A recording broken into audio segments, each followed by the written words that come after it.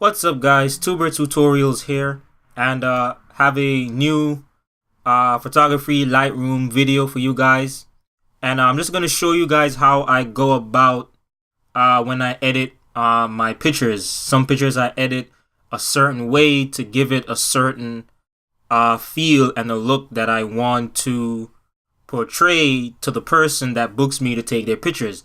Now, this picture right here is a shot of a baby and the mother. If you can tell, this is the baby's hand and this is the mother's hand. Now, this shot was incredibly hard to do because the baby will not keep still. It's a newborn baby, I think about 3 months in, and she just wouldn't stay still. And this is one of the hardest things when shooting newborns is that they are very unpredictable. Sometimes they will be quiet, stay still. Other times, like this time, they'll be just moving up and down the place. Either they're hungry or tired or they're just irritated. You can't tell, but this was a hard shot to pull off.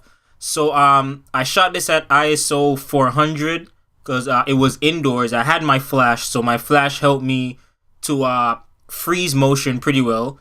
I shot at 50mm. I was using the 50mm prime lens f1.8 at 1/80th of a second. Now, if I didn't have a flash and I shot at 1/80th, I wouldn't have a sharp image like this. I probably would have a little bit of blur because, like I said, the baby was moving a lot, and to get the mother's hand to hold the baby's hand steady was just incredibly hard. It took me like I literally standing there a minute with the viewfinder up to my face waiting for that pose to set up because it was just a complete, moving up and down.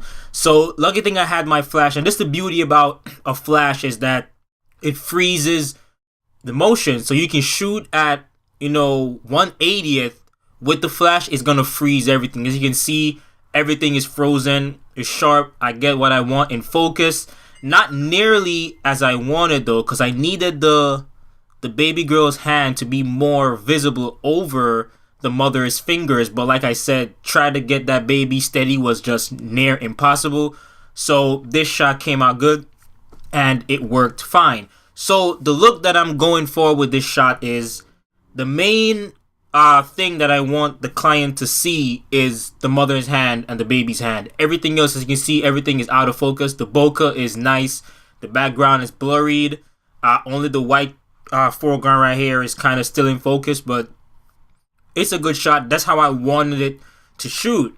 Now, it's a little bit bright, but that's the beauty about shooting raw is you have the leniency in, putting your exposure down or putting it up. So I highly recommend that you shoot in raw. If you're coming from a point and shoot camera, you're used to JPEG because that's all point and shoot camera shooting is JPEG. DSLRs have a auto option that is fully JPEG, but you don't have a leniency when editing a JPEG image because a JPEG image is just the camera already give you the end result. A raw, your end result is not from the camera, it's from what you put out when you edit the image in Lightroom. And why is there a helicopter circling my room? Anyway, that was just weird. So we're gonna edit this image, and like I said, I want the hand, the mother's hand, the baby girl's hand to be the center of attention. So I need this background right here to be a little bit, darkened, not too dark, but a little bit darkened so I can get the attention on this hand. So the first thing I always do before I edit my image, if you've watched my other Lightroom tutorials before, you will know the first thing I always do is my camera calibration. I check that first. Make sure that is on 2012 current Adobe standard. Now this is where you change whatever camera you shoot. Each camera has something called picture style. Every Canon has faithful, landscape, neutral, portrait, and standard. So whatever picture style you shoot in, if you want to use that picture style, you can change it here. I leave it at standard, but if you want to have that faithful picture style that's in your camera, you select faithful, it's going to change. You can select landscape, it's going to change to that. So it's based on whatever picture style you set in your camera. You can also set it again in Lightroom, but I tend to leave mine at Adobe standard. Next thing I always check is my lens correction. I always enable that. This gets rid of any chromatic aberration. You can take care of any vignetting and any distortion that the image has. You can see there is not much. There's a little bit to no distortion going on. It's a 50mm, so on a crop sensor camera is not too many, distortion going on, and it's close up. It's not close up, but it's pretty proportioned. That's the right word to say. So we got that all checked off, and now we're going to go to the basic tab right here. And my white balance is pretty fine. If I want to use my eyedropper tool and select a neutral color, which is this white one right here, it's going to make the image warmer. I kind of like that, but I need it to be a little more cool on the cooler side. So let's bump the temperature up a little bit to the blue. Now that's perfect. If you want to preview the before and after on the Mac or a PC, it's that backslash key. It gives you the before and the after. So that is pretty brightens it up. Looks pretty good. And we're going to leave the tint. The tint is just fine. The exposure, let's see what happens if I bring it down. No, I'm going to bring the exposure up some more. Because like I said, the background is going to be a little bit darkened. So we need this foreground to be more visible. Exposure at 10, that's pretty fine. We can always go back and adjust that. Contrast, I need a lot of contrast. I love contrast in my images. It just makes it pop some more. As you can see, the before, after, that contrast just give it that oomph, if that's a right phrase to say. Now highlight, I don't really play around with highlight that much, but in this case, since we have the baby girl's dress is fully white, if we put that highlight down, you're going to see more detail in that dress. You can see every detail, more detail comes out in that dress. I don't need so much detail in the dress because, like I say, the center of attention is the mother and the baby's hand. So I'm going to leave that highlight to where it is. That's perfectly fine. I might just bring it down right here because the hand right here is getting a little bit bright from the dress. White from the dress, and the baby's skin tone is very light. So those two, white is going to contrast the hand. You can see when I bring the highlights down, that hand right here gets darker. When I bring it back up, it gets brighter. That is based on the whiteness that's coming off the dress. That's a little light, tip for you guys. White surface brings off more light. Dark surface brings off less light. So shadow, I'm gonna boost shadow down a bit. All right, that's about good. About -10. See a before and after. We're looking pretty good so far. Blacks, I don't really need too much blacks.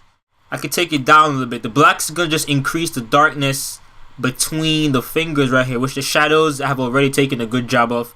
So not too many black, because there's not really much black in this image except from the background color on the dress of the mother, but that's completely out of focus, so we don't care about that.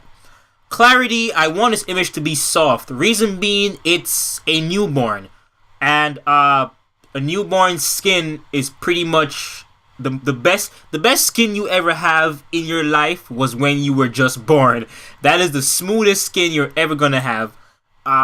The mother's skin, yes, I can boost up the clarity because the mother's hand is more visible than the baby's, but this picture is about the newborn, not so much the mother.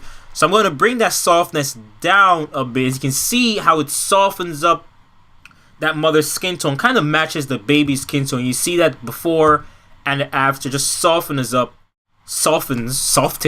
that's the tongue twister, softens it up a bit.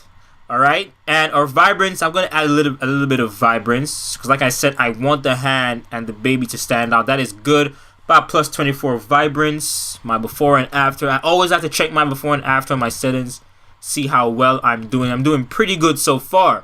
Saturation, I could leave it alone, but I'm going to put it down a bit so that the vibrance can be the center. And just let me put that vibrance up to about 31, and put that saturation down. If I boost the saturation up with the vibrance up, it's just going to be overkill. So it's good if your vibrance is boost up, bring your saturation down. If your saturation is boost up, bring your vibrance down. Because if you have both of them boost up, unless you're doing an HDR effect, that's fine. But for regular shot, you don't want to overkill vibrance and saturation because it's just going to be overkill, like I said. So that's pretty much good for my basic panel. We're pretty good right there. We're going to go to tone curve. And I always like to have had a medium contrast. I love medium contrast. All my tone curves with every image, I always add a medium contrast. You can see how much that medium contrast. Let me take it off. This is when it was off, and this is when it's on. You see how much that medium contrast just clarifies everything perfectly. And I'm gonna take down the highlights some more. I'm gonna leave the light, boost up the dark some more. Alright, and the shadow will carry it up some more because I already add a good amount of shadow with the basic. Now, tone curve shadow, it affects the overall shadow of the entire image. The basic panel shadow only affects the shadow that's cast by the light. Like you see the shadow between the fingers, the shadow between right here. This is what the basic panel shadow affects. The tone curve shadow and the darkening and the light affects the overall image. So that's a good thing for you guys to keep in mind. Now, my HSL, I'm going to leave that alone. I'm going to jump all the way down to detail. And I'm not concerned about noise. ISO 400 is pretty good. Noise doesn't bother me. This is one thing I always never liked about people with photography. They always are concerned about noise. Professional photographers, if you ask them about noise, they will tell you, what about it? Don't let noise be your concern. Your concern is get the shot. Every time you're booked for an event or someone booked you for a shoot, your main concern is getting the right shot. If you have to overkill that ISO just to get that shutter speed up to freeze that shot, do it. Don't limit yourself to a certain ISO. Never you limit yourself to ISO because you're looking for the shot. Like I said, I could put this ISO lower if I wanted to because I have an external flash which is going to freeze the motion anyway, but I wanted my shutter speed to be above 60th of a second. I needed that above 60th of a second shutter speed. So with this ISO, I get an 80th of a second. That's a good shutter speed that I need. So let's jump to the luminance. I'm going to give this about 15 luminance, not too much.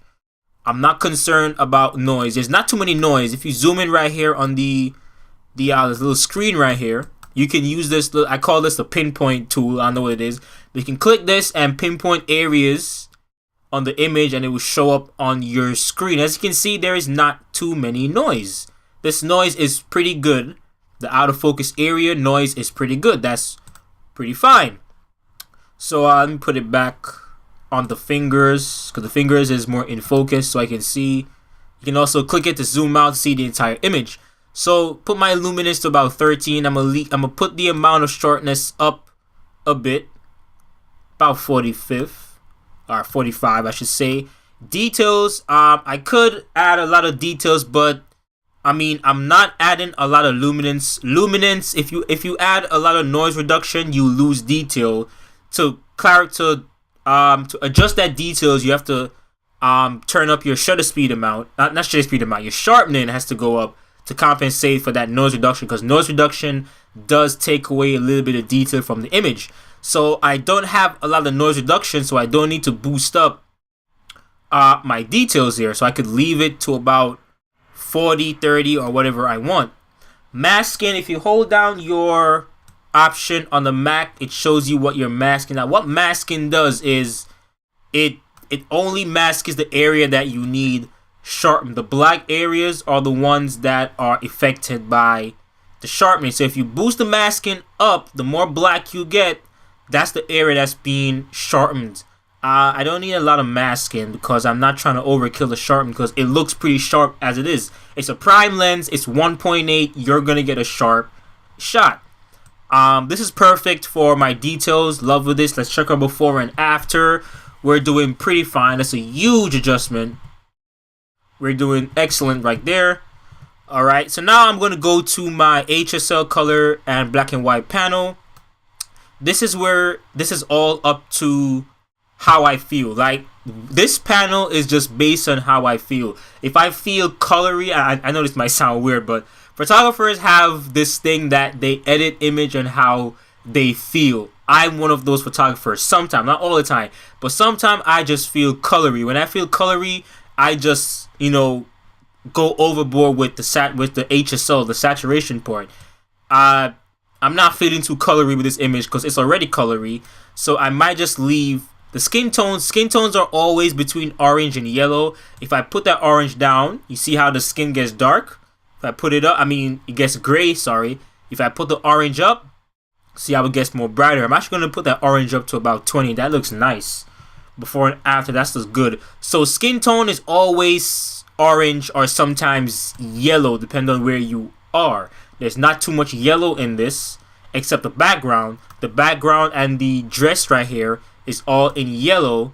So I'm going to put that down some more, about -25. Because like I said, I'm not concerned. I want the concern to be on the two hands right here. Blue, green, and purple, and blah, blah. I'm going to leave that alone because there's not no blue.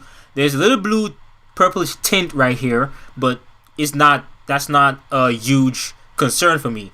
Luminance just brightens the color. So if you want to brighten the skin tone, turn up your luminance. The skin tone is already brightened, so I'm going to turn that down a bit actually to get more details in the fingers because that's the center of attention. Let's put that down some more, about negative. That's good. Get more details. Might cut that down some more. I need a little bit more light to be drawn out. That's perfect. And yellow we're going to leave alone. Everything else we left alone. So that is basically it for the basic edit. Let's do this right here, before and after. As you can see, much improvement. It stands out more clarity. It just looks more prettier, beautifulier. It's not a word, I just made it up. So now comes the fun part. Now, as I said, the effect I want from this image, I want the focus to be on the fingers. So what am I gonna do? Kind of underexposed the background. We're gonna go to our brush right here, and we're gonna change the effect to exposure. And we're gonna, well, mine was already set to -2.47. We're gonna boost that density up to 100%. Feather, I'm gonna boost that up to about 77. Brush, can boost the brush up some more. We're gonna bring it down as we go. So I wanna, darken the background, but not too much. I'm gonna go ahead and do this. Kind of. Actually, I do not want the darken to be on the bright area. This is a lot too dark. Let's put this down some more. Put that up a little bit. Let's work our way down and see how dark we can get. Okay, that's a lot better. All right, so I'm just darkening this background by using the exposure. I don't want it too dark because that's just overkill. Let's decrease the brush size some more because we don't want the fingers to be affected. The dress, the white dress, don't worry about it. If it gets on the white dress, you won't see that much because, like I said, it's white, so it gives off a lot of light, so you won't even tell that you add underexposed darkening on it. So if you want to see the spots that you're painting, you hit the show selected mask overlay, and this just shows you where you're masking out. And you see I already have done a near perfect job. You see someone's gotten on the dress. I'm not concerned about the dress because you can't even tell that it was there because it's white, like I said. Down here, not really concerned with down here, but I'm going to still do it. Add more darkening right here. Alright, and we're pretty much good. Let's turn off that mask off. And now we can go and play around with the exposure. We can turn that down. Alright, it's too dark. I don't want it too dark. Because you make it too dark, it's gonna be obvious that you darken the background because you're gonna see the light giving off from the finger, and you're gonna tell that that was just obviously you painted that over. And we're looking pretty good. That's pretty good. Let's check our before and after. I'm just gonna touch up these areas. Let's check our before and after right here. That's the before. See, and this is the after, and it looks pretty good. Now I'm gonna stay on this exposure. I'm just gonna go to saturation and boost that saturation down, not too far down, but just down a bit where the background bokeh colors won't attract anyone, because I don't want the attraction to be on, you know, the background. I want the attraction to be on the foreground. Even though the background is blurred out, you do have some people that look in the picture and their eyes automatically goes to the background. It does happen. I don't want that to happen. I want them to look in this picture and have that awe moment. My interpretation of taking this shot was to get that awe moment. When someone look at that picture, they're gonna be like, "Oh, that's so cute. That's so nice." That's the emotion that I need from the viewers. So I'm gonna turn this saturation probably down about 24. As you can see now, with the saturation and the background exposure down, you can see clearly the attention is on the hand. Like the hand is brightened. I might bring that saturation down some more, about right there. So the focus and the attention is on the hand. Before, everything is just visible. After, the attention is just on both hands. Now I'm going to go ahead and hit new, and I'm going to actually do some skin softening. I don't really do that much skin softening when it comes to shot on this. It's supposed to be down. Alright, soften skin. Don't worry about the skin smooth thing. Alright, soften skin is what you need. I'm going to boost that clarity to about 44. Let's see what that gives us. I want to soften the mother's skin out some more. Alright, that's just about good. I just want to soften it out some more. Not too much. I still want to leave details in the wrinkles and the fingers and stuff like that. I'm not going to go all the way down here. As you can see, the focus of the mother's hand, it stops right here. This is where the focus stops. Anything beyond here, you can see it's blurred out. So the focus stops right here. So this is where I'm concerned. From this point up is where I am concerned with. I'm going to add some to the baby's hand as well. Alright. And that's just about good.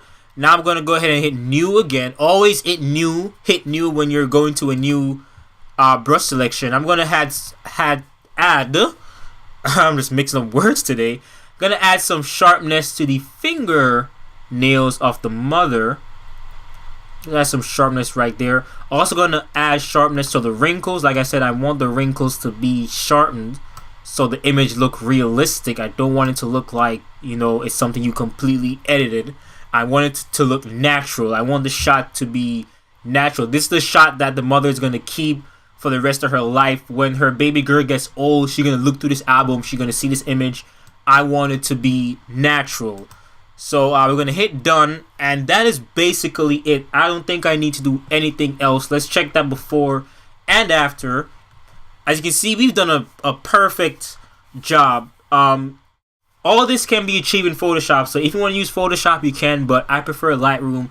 Photoshop is when I want to go into more detailed things that I can't get with Lightroom, but Lightroom does everything for me with this shot. As you can see, the before and after, you can just tell. You can just tell how much clarity, brightness, and color tones we got from this to this. So I hope you guys enjoyed this video. It's just me showing you how I go about editing certain image. I might just show you guys some of the shots that I did. Let me go to my Lightroom, show you guys. I took about 100 and something shots. This was a baby christening. If you don't know what a baby christening is when you get your baby kind of baptized, like you get prayed over and blessing over and stuff like that at church. So these are some of the shots that I took. Everything in green is what I like to color tone my things. Everything in green is what is edited. Might just show you. This is a baby girl right here. Her name is Isabella. She's such a cutie. This image, as you can see, this image has a lot of noise. That's the effect I wanted. I wanted to have an old film effect. So this is what I added to it. So that was one of the shot. This another one. I love this one. You see how much noise is in this because this is the effect I needed. I needed that film effect. If you look at a lot of professional wedding photographers, they always use this kind of noise film effect. It's a pretty cool effect. This is another mother in hand shot. This shot was more difficult than the first because I had to let the mother use her thumb to keep the baby's hand steady. and this is the shot that I get. Black and white just looks better to me, so I put that in black and white, and so on and so forth. I also love this one as well. This is another film effect. Oh, not that one.